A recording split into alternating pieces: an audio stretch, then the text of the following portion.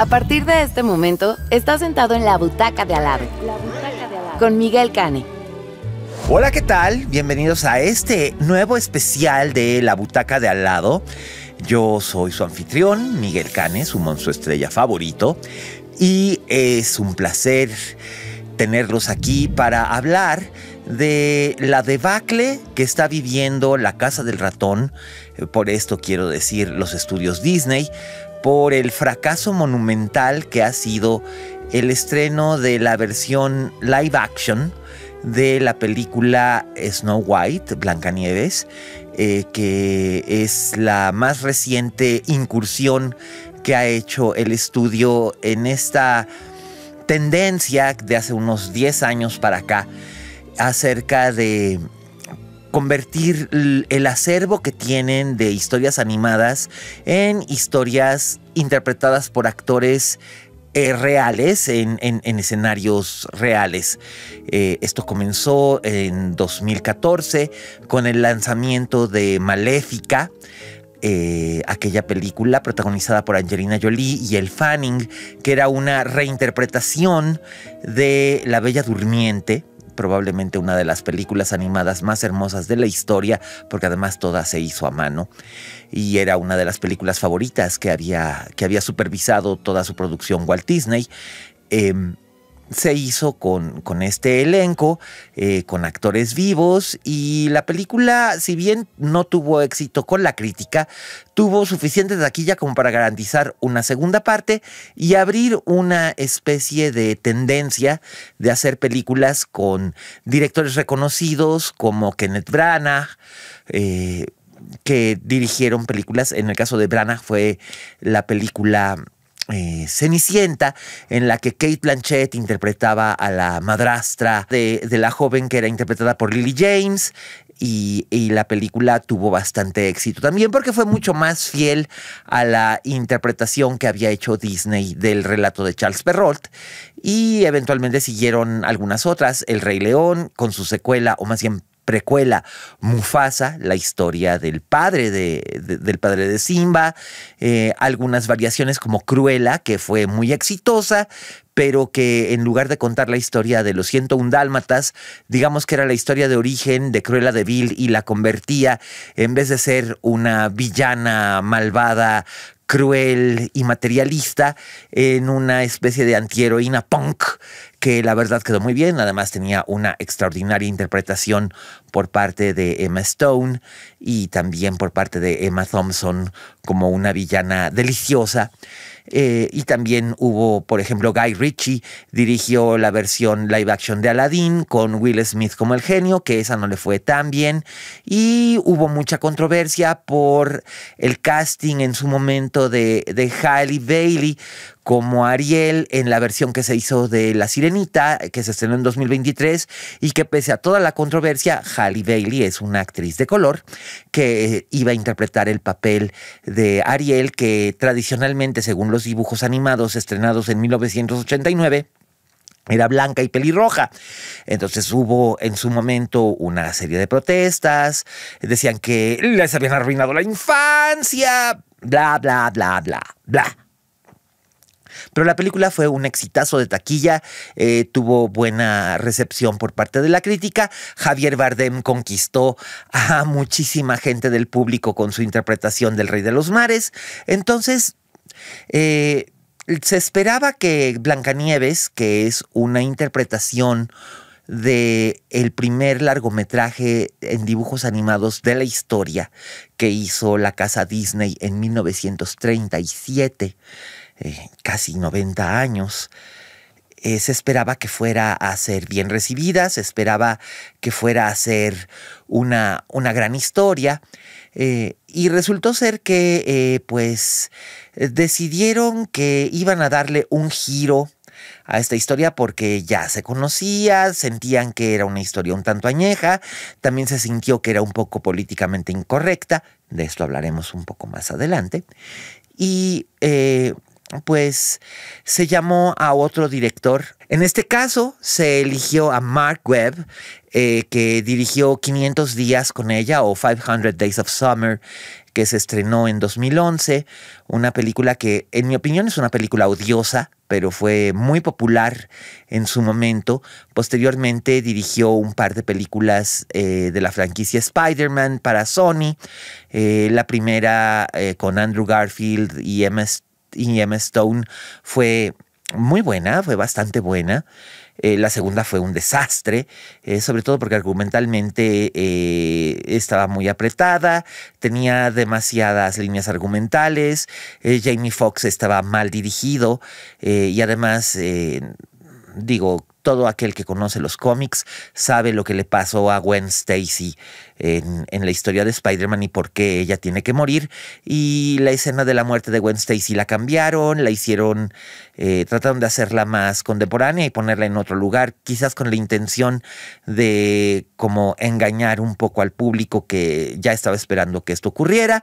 Y al final de cuentas, pues fue un desperdicio de Emma Stone y de Andrew Garfield, que la verdad fue un excelente Peter Parker, pero fue un muy mal Spider-Man. Ese fue el consenso general. Mark Webb no es un muy buen director, que digamos, esa es la verdad. Es un director tibio, mediocre, que siempre trata como de tomar las tendencias y quedar bien con toda clase de público. Y pues en este caso lo que hizo Mark Webb fue hacer una película mala. ¿Qué les digo? Mala. Atroz, espantosa, desastrosa, pésima, una debacle, algo que le va a costar muchos millones de dólares a La Casa del Ratón y, por supuesto, todo el mundo está señalando culpables. ¿Y quién es el culpable? Gal Gadot, Rachel Ziegler, Mark Webb, Mark Platt, el productor, el propio estudio, por tratar de llegar a un público que probablemente ya no está tan interesado en los cuentos de hadas, o por no respetar su propio acervo y su propia tradición. Vamos a ver. Y vamos por partes. Mucho se ha señalado las posiciones políticas de Rachel Ziegler y de hecho el casting de Rachel Ziegler en esta película. Para quienes no la ubican, Rachel Ziegler saltó a la fama en 2021 como María en la versión musical, o más bien en la versión moderna que hizo Steven Spielberg del legendario musical West Side Story, que originalmente había dirigido Robert Wise y que había sido protagonizada por Natalie Wood y Richard Weimer en el año 1961. En esa época, Natalie Wood, que era de ascendencia rusa, interpretaba a María, una joven puertorriqueña. Y en esa época no era, digamos, controversial el hecho de que una actriz estadounidense de otra ascendencia o simplemente estadounidense interpretara a alguien de una etnia diferente o de una nacionalidad diferente. Ya se había dado el caso unos años antes, por ejemplo, de Charlton Heston interpretando a un detective mexicano en la célebre y memorable película de Orson Welles, Touch of Evil, Sed de Mal. Qué gran título le pusieron en español, Sed de Mal. Sed de Mal. Touch of Evil, que fue producida en 1958 y en la que Orson Welles originalmente había querido llevar al actor mexicano Pedro Armendáriz en el papel del detective mexicano casado con un estadounidense que en una ciudad fronteriza, se supone, no se dice nunca el nombre, pero se supone que es la frontera entre Mexicali y Calexico en Baja California Norte, y quería llevar a este actor. Los estudios Universal decidieron que no, porque no consideraban que, aunque era un actor sumamente reconocido, que ya había trabajado en los Estados Unidos, que era perfectamente angloparlante, que era muy carismático, no consideraban que Pedro Armendáriz pudiera ser un gancho de taquilla. Entonces, por lo mismo, fue sustituido por Charlton Heston, al que tuvieron que maquillar con Nescafé para según el estudio, y la película era en blanco y negro, eran los años 50, pareciera mexicano, ¿no? Entonces ahí salía Charlton Heston con el pelo pintado de negro, con un bigotazo estilo Emiliano Zapata y maquillado, muy, muy, muy maquillado, con lo que ahora se conoce como brown face y que es sumamente criticado y que se considera una forma de racismo. El caso es que cuando Steven Spielberg decide hacer una nueva versión de West Side Story, decide buscar a una joven que tenga raíces hispanoamericanas para interpretar a María. Y después de muchas audiciones encontró a Rachel Ziegler, que es hija de padre estadounidense y de una madre colombiana, y le pareció excelente como actriz, como cantante, y la casteó. Y la chica, junto con Ansel Elgort, hizo un excelente, excelente trabajo. La verdad es que West Side Story es una muy buena película de Steven Spielberg. Es diferente en muchos aspectos al clásico de Robert Wise. Muy probablemente no llegue a alcanzar el estatus que tiene la película original.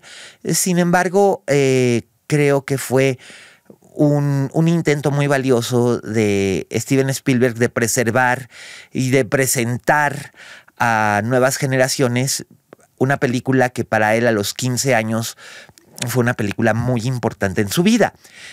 Yo sigo considerando que en lugar de tener que hacer remakes, lo que se debería de hacer es preservar las películas y reestrenarlas y restaurarlas y llevarlas por el mundo, algo como lo que hizo Martin Scorsese en 1997 con la restauración de Vértigo de Alfred Hitchcock, llevándola a todos los mercados internacionales en una versión completamente restaurada, pero que permitía apreciar el trabajo original del director, del elenco y de todos los que estuvieron involucrados en la cinta original.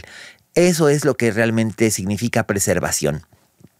Pero, por desgracia, vivimos en un mundo en el que el público siempre quiere algo nuevo, aunque no sea nuevo, como es el caso de Blancanieves, y quiere algo con gente fresca, y la sola idea de ver una película de los años 40 o de los años 50, o ya no digamos eso, de los 60, hace que mucho público, especialmente público joven, público nacido en los 70, en los 80, en los 90, digan, ay no, guácala, no quiero, ay no, películas en blanco y negro, qué asco. Y no las ven. El cine clásico, entonces, ha tenido que sobrevivir de algunas otras maneras, principalmente como un objeto de nicho, un objeto de apreciación de nicho, porque, por ejemplo, en las grandes plataformas de streaming es muy raro que haya cintas de catálogo que sean clásicas de otras décadas. En HBO Max, por ejemplo, sí se pueden apreciar películas de Alfred Hitchcock de los años 50 y 60, pero son muy contadas. Por ejemplo, para poder ver Rebeca de 1940 es muy difícil, o a menos de que uno esté suscrito al Criterion Channel o tenga su Blu-ray o su 4K de esta película. Por ejemplo, por citar un ejemplo, o las colecciones que han ido saliendo, en el caso específico de Hitchcock, con restauraciones en Blu-ray o en 4K de sus películas más emblemáticas. Este afán de rehacer, de remodelar, no es nada nuevo. No es absolutamente nada nuevo, pero en el caso de Blancanieves ha sido desastroso, volviendo a lo mismo, volviendo al punto, no solo porque Mark Webb es un director de medio pelo que de repente se encontró con teniendo una película con un presupuesto de $200 millones, con un productor complicado como lo es Mark Platt, que es un productor que está acostumbrado a hacer películas de éxito popular. Y por lo mismo, él pensaba que después del éxito que había tenido La Sirenita, aún pese a las controversias que mencionaba anteriormente al respecto de Heidi Bailey y demás, había sido como que una adaptación más apegada a la versión original. Pero aquí consideraban que la versión original de Blancanieves, la de 1937, ya era muy vieja, que era muy antigua. Entonces quisieron darle un toque modernista, sin embargo, ambientándola en el ambiente fantástico, casi medieval de la historia original de los hermanos Grimm. Ojalá se hubieran apegado a la historia original de los hermanos Grimm. Eso hubiera sido más interesante que el desbarajuste y el desgarriate que hicieron en lugar de que sean 7 enanos. Que eso por supuesto también fue un punto de controversia, porque además ahora es políticamente incorrecto utilizar el término enano, entonces tendría que ser Blancanieves y los 7 acondroplásicos, pero la palabra acondroplasia o el término gente pequeña es demasiado largo para el título de una película, entonces por eso fue nada más Snow White, Blancanieves. Y después, con el casting de Rachel Ziegler, la intención, que a mí me parece honorable pero innecesaria, era darle variedad al tema, ¿no? Que no fuera demasiado blanco. Entonces, en este caso, ya habían tenido a Elle Fanning en el papel de Aurora, rubia, blanca y hermosa como en la historia original y en los dibujos animados originales. Habían tenido a Lily James como Cenicienta, habían tenido a Emma Watson, pobrecita Emma Watson, que nunca se va a poder quitar de encima el personaje de Hermione, pero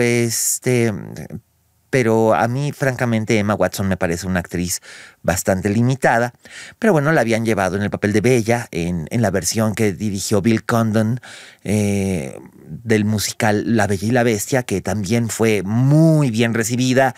Ganó algunos premios, fue muy aclamada y sobre todo Emma Watson y Dan Stevens, debajo de todo ese maquillaje y efectos visuales, tenían buen rapport, buena química. Entonces, pues se decidió que, ¿por qué no Rachel Ziegler como Blancanieves? Ahora bien, Blancanieves en el cuento original, ¿por qué se llama Blancanieves? Hagamos un poco de memoria si es que ustedes lo recuerdan. Blancanieves, el cuento empieza con una reina que está esperando a su primer hijo, está sentada frente a una ventana, el marco de la ventana es de madera de ébano y está viendo caer la nieve. Entonces, la reina está bordando y se pincha un dedo y le salen 3 gotas de sangre que caen en la tela que está bordando, que es blanca. Entonces ella ve el efecto del rojo contrastando con lo blanco de la tela y lo blanco de la nieve y lo negro del marco de la ventana. Y entonces ella dice que cómo desearía tener una hija que tuviera labios rojos como la sangre, cabello negro como el ébano y piel blanca como la nieve. Ergo, Blancanieves. Aquí hacen un cambio. Blancanieves nace en medio de una tormenta de nieve y sobrevive. La madre muere. Obviamente todo el mundo sabe que la madre de Blancanieves tiene que morir porque pues tiene que morir para que entre la madrastra, ¿no? Entonces deciden cambiarlo argumentando que en una versión del cuento original de los hermanos Grimm esto sucedía. Mentira de todas las mentiras. Cuando leí esto me di a buscar en todas las versiones disponibles y posibles del cuento original de los hermanos Grimm y todos empiezan con lo mismo y en todos Blancanieves tiene la piel blanca como la nieve, por eso se llama Blancanieves. Pero pinche necedad. Entonces, tratando de justificar una mentira, salen, o tratando de justificar una corrección política, pues salen con una estupidez. El caso es que se castea como la villana, como la madrastra, a Gal Gadot. Y aquí hay otro tema. Tenemos a a Gal Gadot, que es esta actriz de origen israelí, esta actriz israelí, que saltó a la fama como Wonder Woman en su interpretación de la princesa Diana, la Mujer Maravilla, la asombrosa amazona de DC Comics, en 2 películas. La primera fue muy bien recibida, fue sorprendente ver cómo ella representaba el papel con mucho carisma. De hecho, ella fue lo mejor que hubo en Batman vs. Superman y en las horribles películas de la Liga de la Justicia, tanto en la versión del director como en la horrible versión que vino a hacer de emergencia el odioso creador de Buffy la Cazavampiros, cuyo nombre no voy a decir porque es un maltratador de mujeres. Gal Gadot interpreta a la reina malvada, y el personaje de la reina malvada suele ser mucho más interesante que la propia Blancanieves, porque en todas las versiones del cuento, pues Blancanieves es buena, es dulce, sensible, noble, habla con los animalitos y es encantadora. Pero la reina malvada es la que tiene todos los niveles y matices que nos interesan, ¿no? O sea, no es solamente malvada porque sí. Hay una versión de Blancanieves que se llamaba Snow White, A Tale of Terror, o Blancanieves, un cuento de terror, que se hizo en los años 90, en la que la gran Sigourney Weaver interpretaba a la madrastra malvada. Sam Neill era el padre de Blancanieves. Mónica Quina, una actriz que eventualmente dejó de ser famosa, pero ella interpretó a Blancanieves, y Gil Bellows interpretaba al líder de un grupo de mineros que era, en vez del príncipe, era el interés romántico de Blancanieves. Gil Bellows lo recordarán como un actor que formó parte del elenco de la famosa serie Ally McBeal. Bueno, y mi versión favorita de la reina malvada de Blancanieves es la que hace Sigourney Weaver, porque además le da como que motivaciones para ser malvada, ¿no?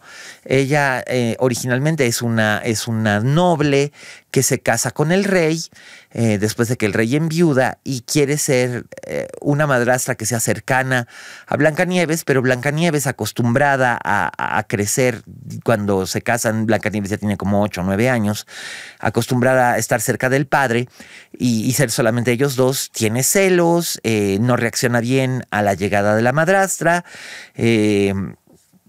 no la acepta, y eventualmente, cuando la madrastra está a punto de tener un hijo con el rey, Blancanieves involuntariamente provoca una tragedia.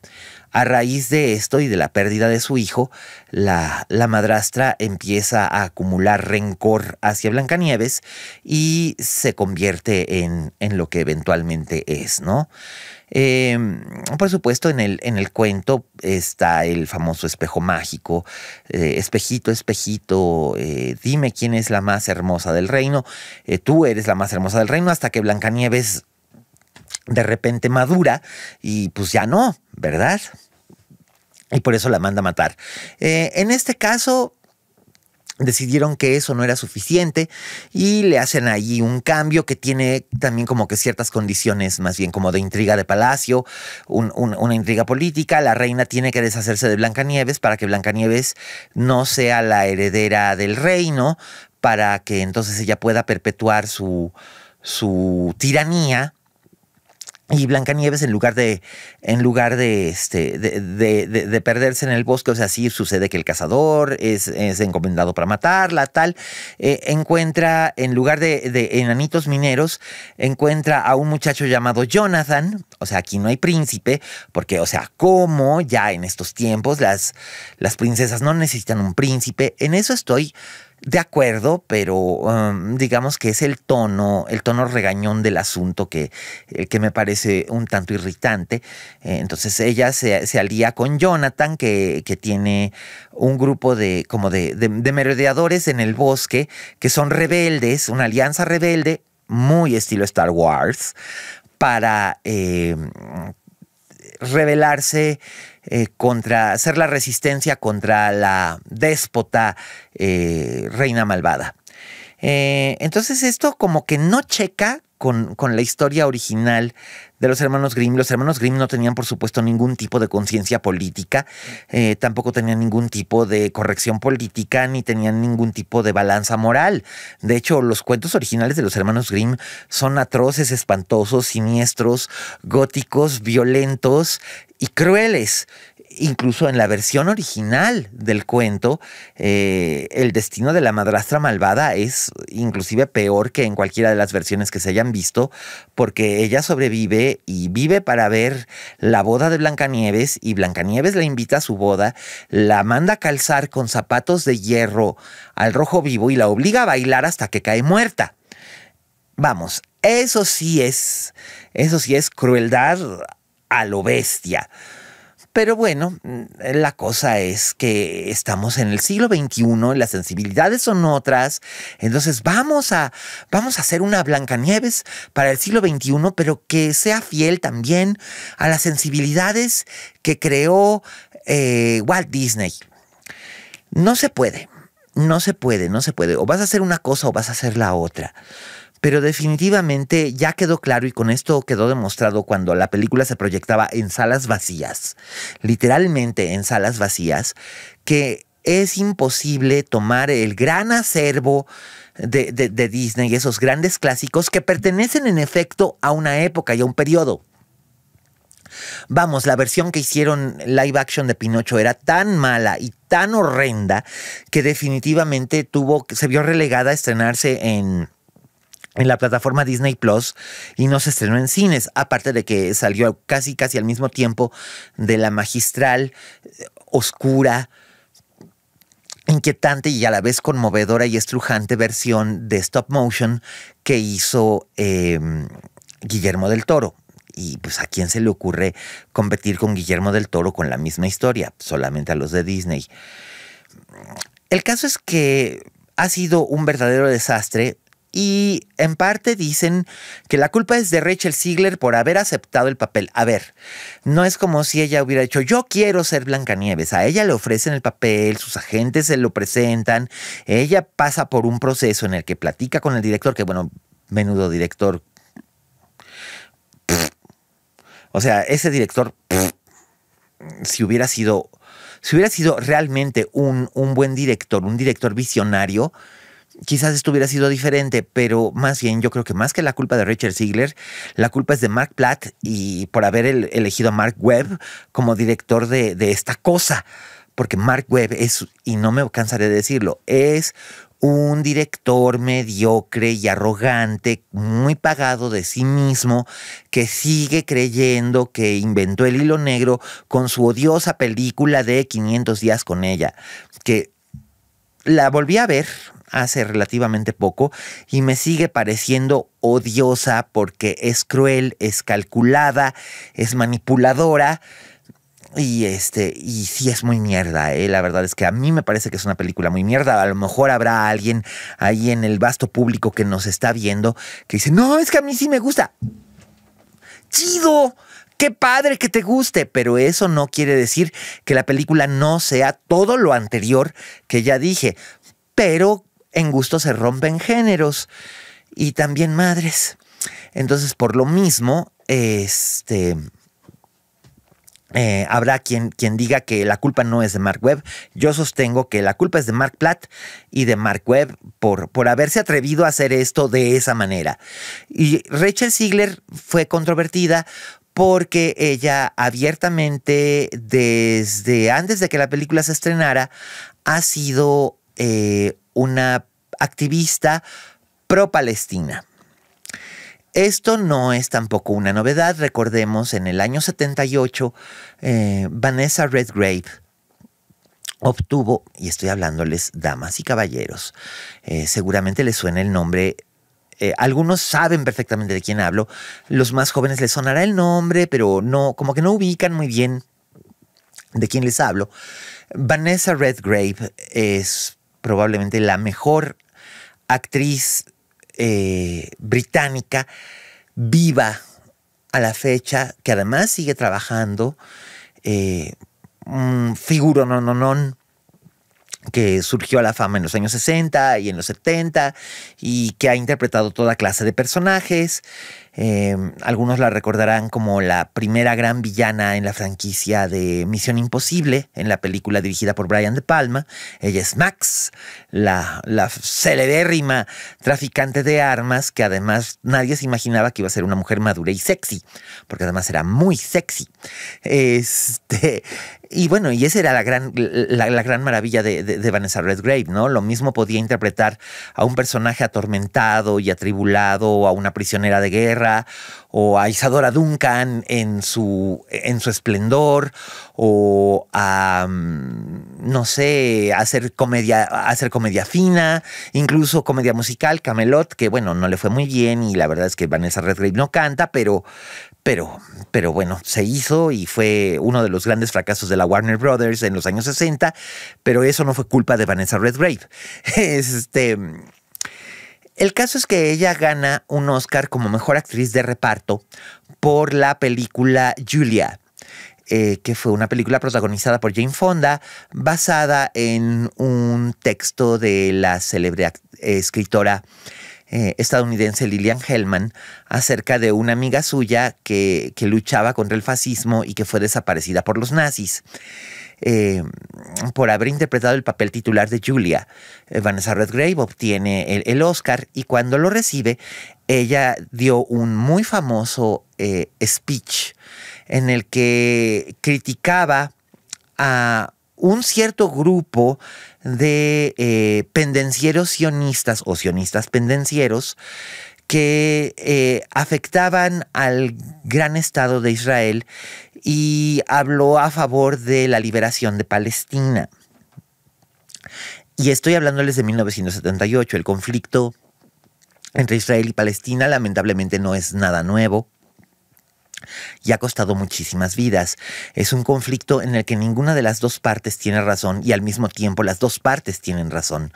Es un conondro demasiado complejo, demasiado complicado. Es una tragedia constante y se siente permanente. Y Rachel Ziegler en su vida personal, ella defiende los derechos de los ciudadanos palestinos y la liberación de su territorio. Entonces ella hizo comentarios al respecto de esto a raíz de los ataques del 7 de octubre de 2023, que dieron pie al conflicto que se está viviendo ahora mismo todavía en Gaza. Y esto resultaba ser, pues, como una especie de granada de mano, porque finalmente Gal Gadot es israelí, y Gal Gadot no solamente nace en Israel, no solamente es ciudadana israelí, ella formó parte de las Fuerzas Armadas israelíes, porque en Israel las mujeres hacen obligatoriamente el servicio militar también. Entonces esto llevó como que a un cierto rifirrafe mediático entre ambas. Gal Gadot optó por tomar una posición un poco más bajo perfil y no hacer mayores comentarios al respecto. Rachel Ziegler sí fue más abierta. Esto provocó que hubiera un pequeño escándalo, hacer que Mark Platt viajara de Los Ángeles a Nueva York, a donde donde se llevó a cabo esta entrevista, y hablara con Rachel Ziegler y le dijera que lo que hizo estuvo mal. Y entonces ella hizo público que lo que le había dicho Mark Platt, le dijo que lo que ella había hecho estaba mal, pero que ella pensaba que no. Y ha sido el cuento de nunca acabar. Esto, se dice, afectó el estreno de la película. Yo creo que no. Yo personalmente creo que Rachel Ziegler tiene todo el derecho de decir lo que le dé la gana, porque existe una cosa como libertad de expresión.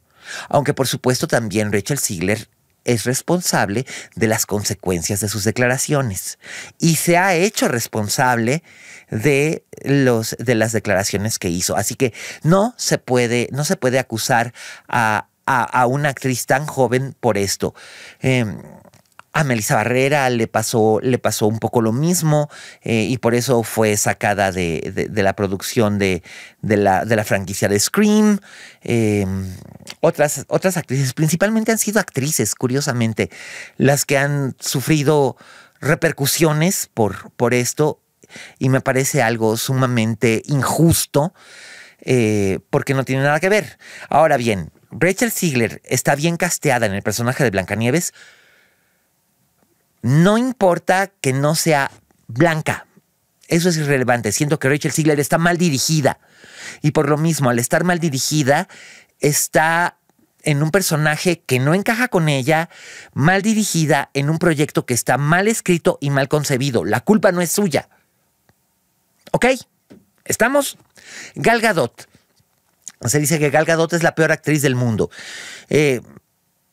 No lo sé.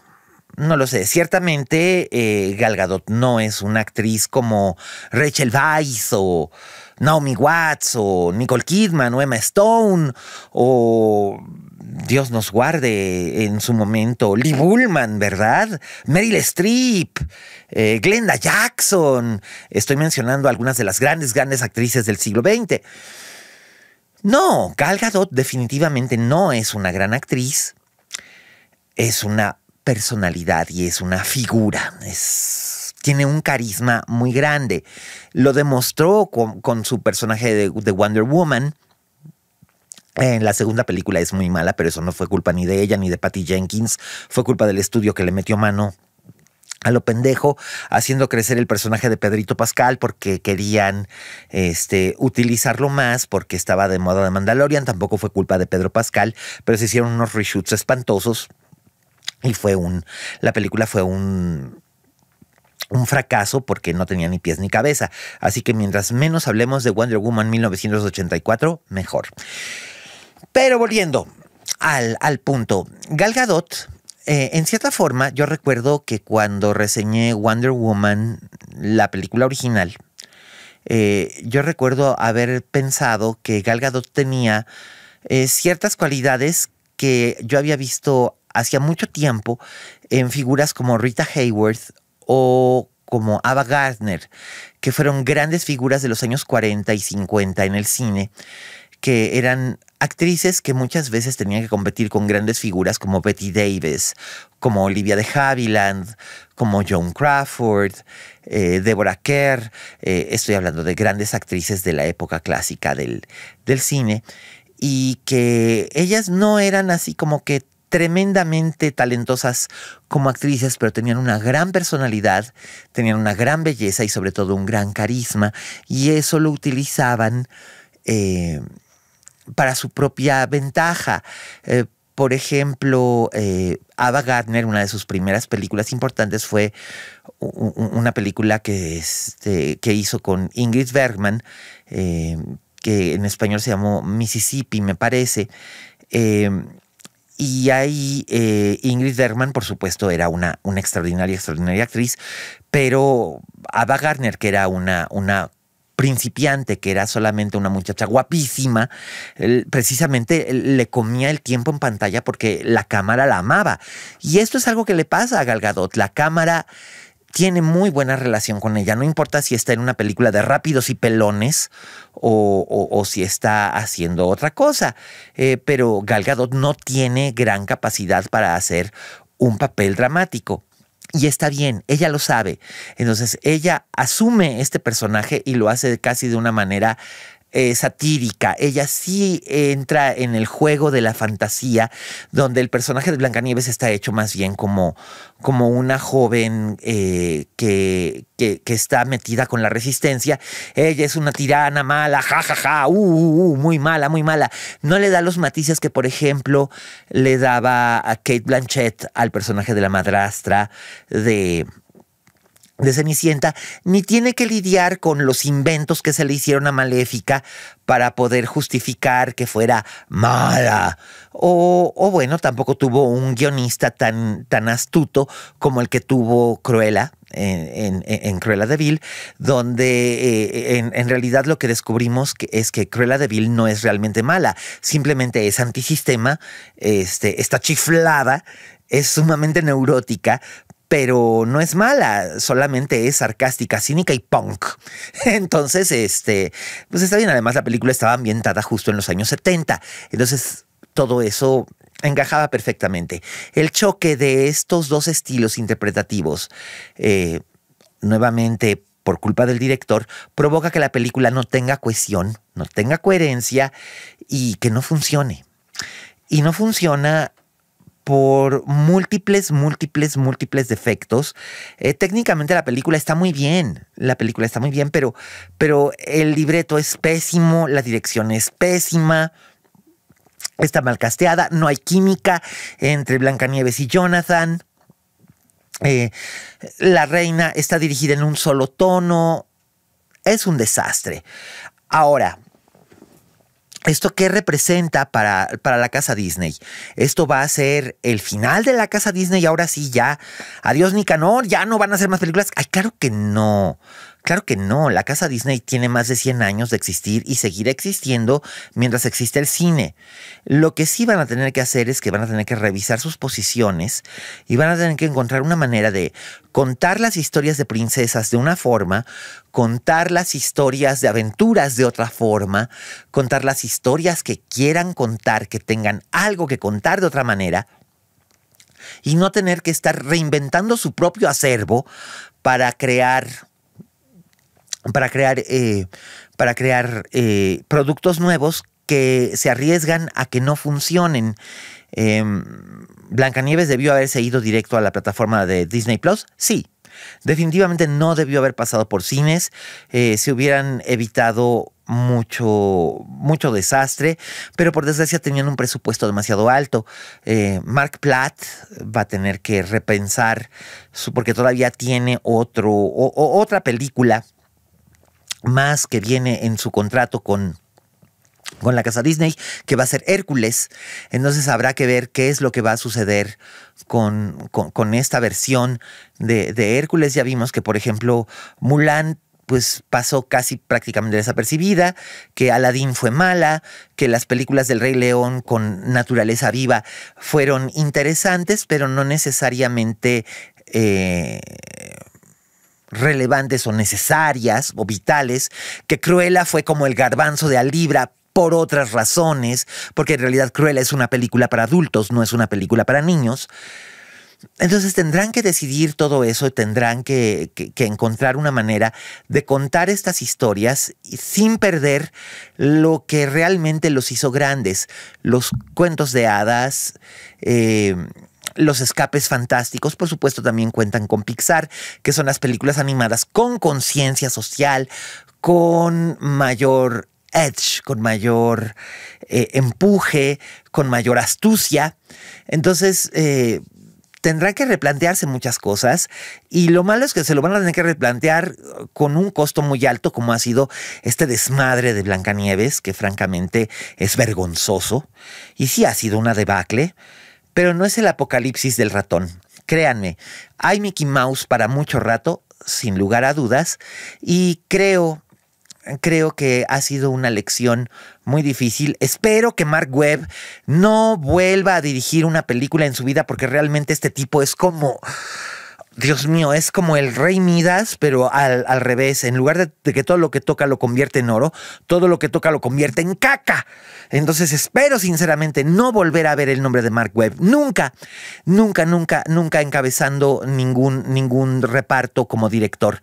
Y pues hasta aquí hemos llegado en este especial sobre Blancanieves y sobre todos estos temas de las películas live action de Disney. ¿Las películas de live action de Disney ya llegaron al límite? Sí. ¿Ya no deberían de hacerse? No, ya no deberían de hacerse. Y el público es el que decide, y ya está demostrando que ya están hasta la madre de esta clase de cosas. Los niños finalmente no son los que deciden. Los niños verán lo que les ponen. Son los padres los que tienen los medios para llevarlos. Llévenlos a ver otra cosa. Lleven a los niños a ver películas como Flow, como Memorias de un caracol, no lo sé, otro tipo de animación. Hay un mundo entero más allá de Disney. Y una vez que Disney recuerde que hay un mundo más allá de sus puertas, en ese momento es cuando realmente Disney recuperará la gloria que durante tanto tiempo tuvo. Porque ahora mismo sí, ya se hizo vieja y huele a rancio. Y las películas live action no están funcionando del todo. Y creo que sería un error, un gravísimo error que se siguieran haciendo. Pero me interesa su opinión, así que en los comentarios en YouTube pueden dejarlos. Si no, pueden mandarme un tweet o pueden mandarme un mensaje. Tienen aquí abajo aparecen mis redes sociales. Soy @aliascane en todas. Gracias por suscribirse. Síganse suscribiendo, corran la voz. La Butaca de Al Lado seguirá transmitiendo su segunda temporada con invitados después de este especial. Y lo hicimos básicamente para dejar clara una cosa. No es culpa de Rachel Ziegler. Rachel Ziegler puede hacer los papeles que ella quiera porque realmente es una buena actriz. En realidad no fue culpa de Gal Gadot tampoco, porque aunque Gal Gadot no es una buena actriz, es una gran personalidad y ha aportado algo al cine que hacía falta también, una figura con carisma. En realidad el problema es de un estudio que se engolosinó demasiado con un juguete y ahora va a tener que bajarse del caballo aunque llore. Gracias por escucharnos, nos vemos la próxima semana y ya saben, en este negocio, si no tienes fama de monstruo, no eres una estrella. ¡Hasta la próxima!